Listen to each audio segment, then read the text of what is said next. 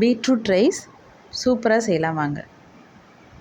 Hello friends, இந்த Swarna rice சேனலில் இன்றைக்கி நம்ம பார்க்குறது ரொம்ப டேஸ்டியாக அதே சமயத்தில் ஹெல்த்தியான லஞ்ச் பாக்ஸ் ரெசிபி தாங்க. அதுக்கு நான் ஃபஸ்ட்டு ஒரு வானலில் 1 ஸ்பூன் நெய், 1 ஸ்பூன் எண்ணெய் ரெண்டையுமே கலந்து ஊற்றி வச்சுருக்கேங்க.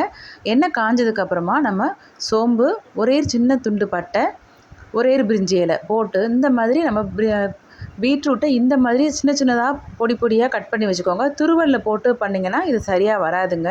அது ஒரு மாதிரி ரைஸோட ரொம்ப மிக்ஸ் ஆகிடும். சில குழந்தைகளுக்கு அது பிடிக்காது. அதனால நம்ம இந்த மாதிரி பொடியாக கட் பண்ணி வச்சுக்கோங்க. மெல்லிசாக சின்ன சின்னதாக கட் பண்ணி வச்சுக்கோங்க. இப்போ கொஞ்சமாக வெங்காயம் மட்டும் போட்டுக்கிறேங்க. இதுக்கு தக்காளிலாம் தேவைப்படாது. வெங்காயம் குழந்தைகள் விரும்பி சாப்பிடுவாங்கன்னா நீங்கள் வெங்காயம் கூட போட்டுக்கோங்க. இல்லை அது கூட தேவையில்லை. ஏன்னா பீட்ரூட்டே உங்களுக்கு அந்த மாதிரி ஒரு டேஸ்ட் வந்துடும்.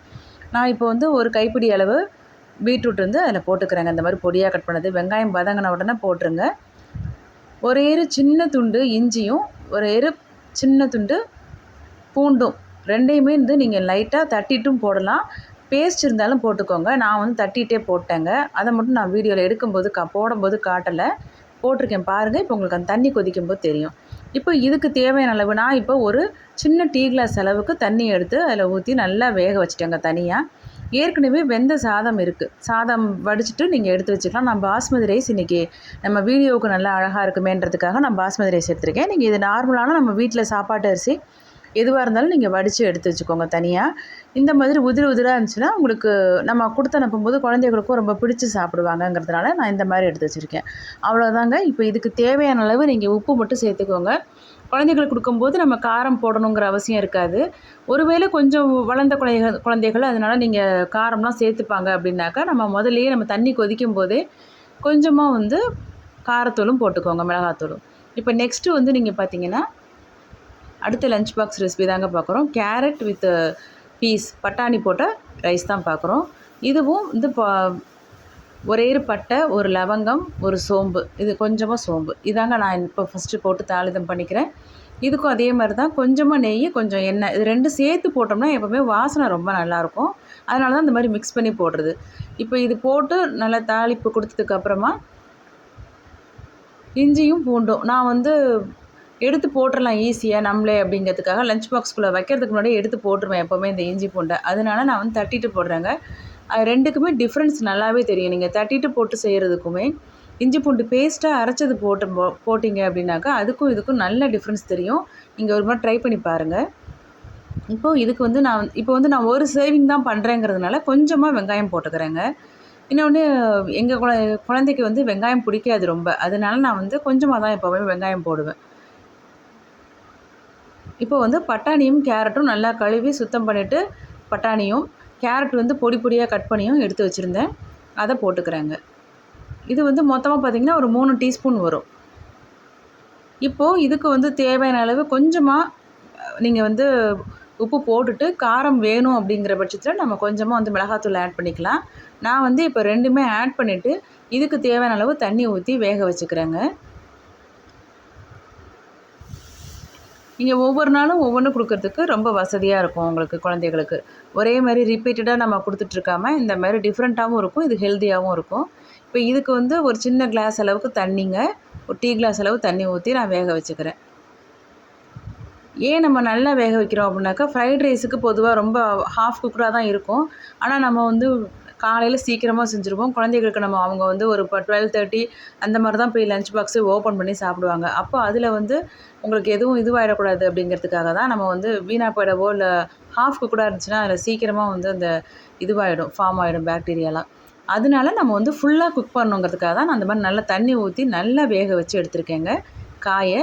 இப்போ இந்த அளவுக்கு சுண்டி வந்ததுக்கப்புறமா நம்ம ஏற்கனவே வேக வச்ச ரைஸை அதில் போட்டுட்டு நம்ம மிக்ஸ் பண்ணி கொடுத்துட வேண்டியது தான்.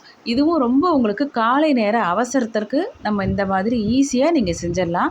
அதுக்கு தான் இந்த மாதிரியான லஞ்ச் பாக்ஸ் ரெசிபி நம்ம போட்டிருக்கோம். ஏற்கனவே நம்ம சேனலில் தனித்தனியாக மிக்ஸ் வகைகள் பொடியாக அரைச்சி வச்சுக்கிட்டு நம்ம யூஸ் பண்ணிக்கிற மாதிரியான வெரைட்டிஸும் போட்டிருக்கோங்க. நான் இதுலேயே கீழே உங்களுக்கு லிங்க்கும் கொடுக்குறேன் இந்த வீடியோலேயே. டைம் கிடைக்கும்போது நீங்கள் பாருங்கள். ரொம்ப ஈஸியான மெத்தடில் நம்ம எக் ஃப்ரைட் ரைஸ் எல்லாமே செய்கிற மாதிரி உங்களுக்கு நான் போட்டிருக்கேன் ஃப்ரெண்ட்ஸ். இப்போது நெக்ஸ்ட்டு இதுக்கு போயிட்டோம் நம்ம. இது பார்த்திங்கன்னா பன்னீர் ஃப்ரைட் ரைஸ் தாங்க. இதுக்கு தாளிப்புக்கு சோம்பு, பட்டை, ஒரு 2, 3 பிரிஞ்சி இலை. இது வந்து நம்ம கொஞ்சம் நான் நிறைய செஞ்சதுனால 2, 3 போடுறேன். நீங்கள் ஒரு சர்விங் பண்ணுறதா இருந்துச்சுன்னா நீங்கள் வந்து கொஞ்சமாக போட்டுக்கோங்க. இப்போ இதுக்கு வந்து இஞ்சி பூண்டு பேஸ்ட்டு போட்டுக்கிறேங்க.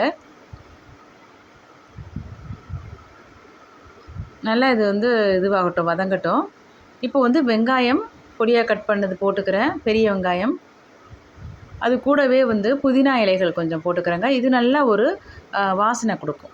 அதுக்காக நம்ம இந்த மாதிரி போட்டுக்கிறோம்.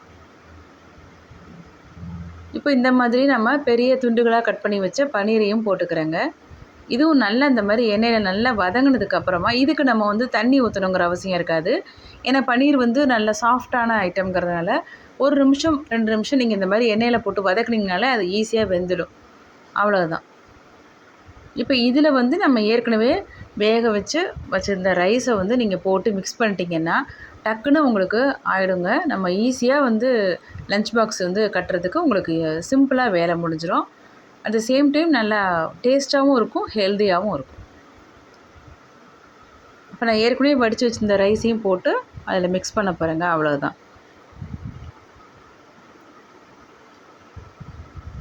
அவ்வளோதான் ஃப்ரெண்ட்ஸ். இந்த மாதிரியான உங்களுக்கு ரெசிபீஸ்லாம் பிடிக்கும் அப்படின்னாக்கா ஒரு லைக் கொடுங்க நம்ம வீடியோவுக்கு. பிடிச்சிருந்தா நம்ம சேனலை சப்ஸ்கிரைப் பண்ணிக்கோங்க. அவ்வளோதான் ஃப்ரெண்ட்ஸ். எவ்வளோ ஈஸியாக உங்களுக்கு 3 விதமான ரைஸுமே வந்து முடிஞ்சிருச்சுன்னு பாருங்கள். இப்போ நெக்ஸ்ட்டு வந்து நம்ம ஈஸியாக செய்கிற மாதிரியான ஒரு தக்காளி சாதம் தான் பார்க்க போகிறோங்க. இப்போ அடுத்து நான் அதையும் உங்களுக்கு போட்டிருக்கேன். இது எல்லாத்துக்கூடயும் மேட்ச் ஆகிற மாதிரியான ஒரு சைட் டிஷ்ஷும் இதிலேயே போட்டிருக்கேன் பாருங்கள் ஃப்ரெண்ட்ஸ்.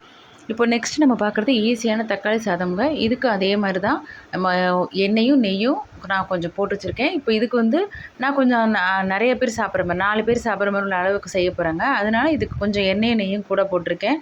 அதே மாதிரி பிரிஞ்சி இலை இதுக்கு வந்து ஒரு ஏலக்காய், கொஞ்சம் சோம்பு போட்டுட்டு பட்டையும் போட்டிருக்கேங்க, கிராம்பு 2 இதெல்லாம் போட்டு தாளிச்சிட்டு இஞ்சி பூண்டு பேஸ்ட்டாகவே போட்டேங்க.